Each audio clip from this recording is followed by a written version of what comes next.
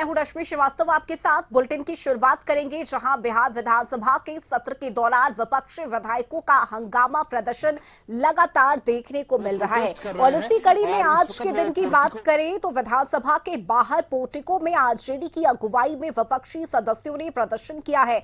चौकीदार दफादार पर हुए लाठीचार्ज के विरोध में यह प्रदर्शन किया गया और इस दौरान सरकार के खिलाफ जमकर नारेबाजी की गई।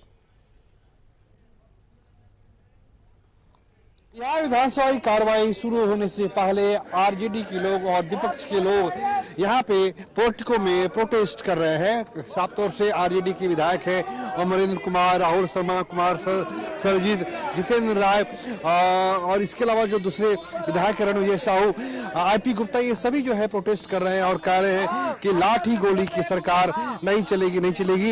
ये साफ तौर से ये सरकार पे इन्होंने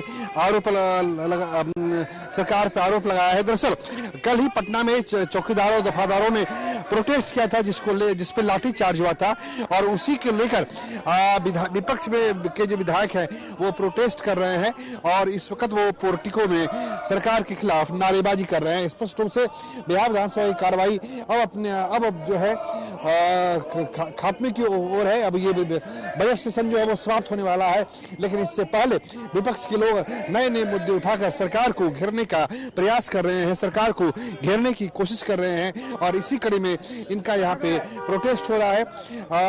लाठी गोली की सरकार नहीं चलेगी, नहीं चलेगी।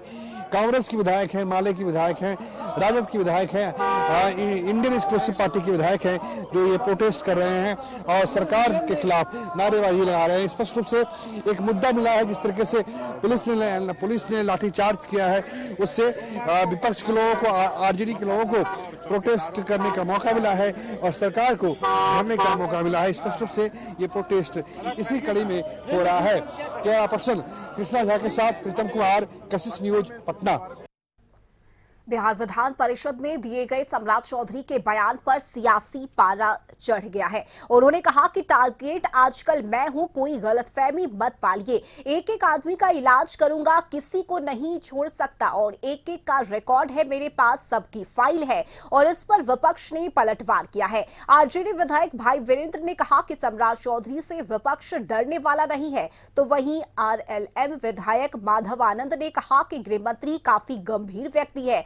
उन्होंने विपक्ष को नहीं धमकाया, बल्कि ये कहा कि सभी अपराधियों का बायोडेटा सरकार के पास है। जो गृह मंत्री हैं उनको भी बुलेट प्रूफ गाड़ी से चलना पड़ा, देश के प्रधानमंत्री को बुलेट प्रूफ गाड़ी से चलना पड़े, तो ये तो बहुत दुर्भाग्यपूर्ण बात है। उनको तो खुली गाड़ी पर और चलनी चाहिए कि हमारा जो शासन है बहुत ही अच्छा है और शासन अच्छा से चल रहा है। ये विपक्ष के नेता कोई डरने वाला नहीं है और कोई नया नेता नहीं हुआ है और वो काला चिट्ठा खोलना चाहते हैं। कोई भी आदमी, एनडीए के लोग काला चिट्ठा खोलना चाहते हैं, काला चिट्ठा खोले। हम लोग डरने वाले हैं क्या? मैं कह रहा हूं कि अगर मिनिस्टर ऑफ होम ने यह बात कही है कि बायोडाटा है, ईमानदारी का काम ये है कि आग लगे तो बुझाइए, अगर करप्शन है तो उसको मिटाइए। ये धमकाने वाला मामला नहीं होना चाहिए। अगर है बायोडाटा किसी का गलत है, किसी की वो है, तो उस पर जाकर के उस पर कार्रवाई करनी चाहिए। ये घबराने वाला मामला नहीं कहना चाहिए।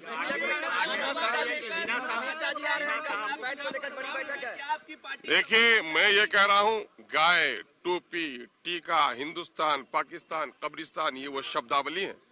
इन शब्दों को अगर बीजेपी के शब्दकोश से हटा दीजिए तो बगैर पानी के जिस तरह मछली तड़प कर मर जाती है, बीजेपी मर जाएगी। कार्यों में संलिप्त पहले पाए गए हैं ऐसे लोगों को सरकार जैसे चिन्हित कर रही है और चिन्हित करके, और गृह मंत्री जी हैं वो, तो गृह मंत्री जी के पास तो सारा डेटा होता है।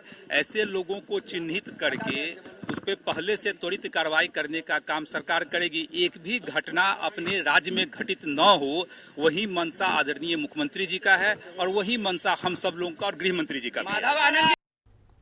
बिहार के सभी 38 जिलों में इंजीनियरिंग कॉलेज बनाए गए हैं, लेकिन यहां की पढ़ाई की गुणवत्ता पर सवाल खड़े हो गए हैं। कांग्रेस के किशनगंज से विधायक कमरुल होदा ने कहा कि किसी भी सरकारी इंजीनियरिंग कॉलेज को मान्यता प्राप्त नहीं है।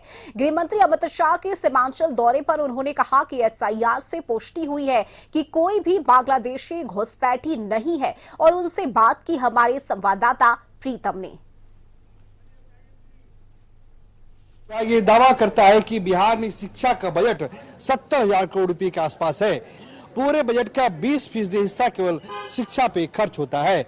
लेकिन शिक्षा विभाग की एक हकीकत हम आपको दिखाते हैं। इस वक्त हमारे साथ किशनगंज के कांग्रेस विधायक कमरुल होदा है। सर, ये जो 70,000 करोड़ का बजट है, 20% हिस्सा खर्च होता है, ये इंजीनियरिंग कॉलेज का क्या मामला है? आज मेरा एक महत्वपूर्ण प्रश्न अल्पसूचित में है जी।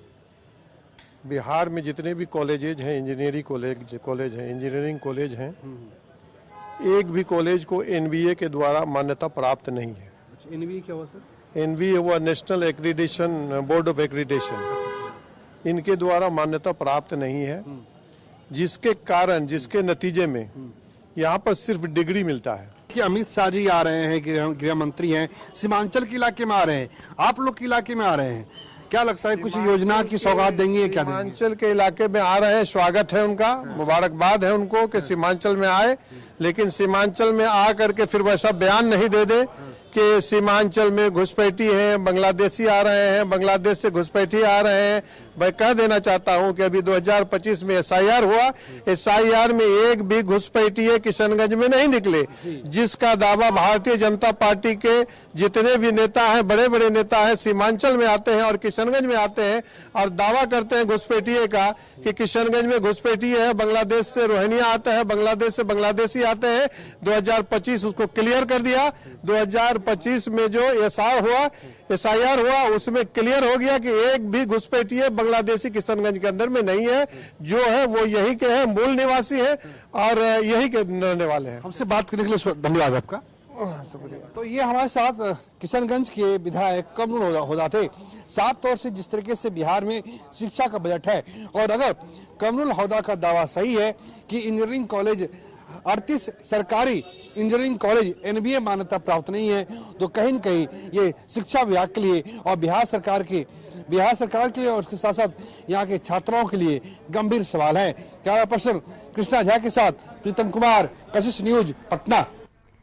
बीजेपी अध्यक्ष नितिन नबीन दरभंगा पहुंचे, जहां एयरपोर्ट पर कार्यकर्ताओं ने उनका भव्य स्वागत किया। ये बड़ी खबर आपको बता रहे हैं, बीजेपी अध्यक्ष दरभंगा पहुंचे हैं। दरअसल आपको बता दें कि बीजेपी के प्रदेश अध्यक्ष संजय सरावगी की मां के श्राद्ध कर्म में वे शामिल होंगे, जिसे लेकर वे दरभंगा पहुंचे। इस दौरान कार्यकर्ताओं ने एयरपोर्ट पर नितिन नबीन का भव्य स्वागत किया।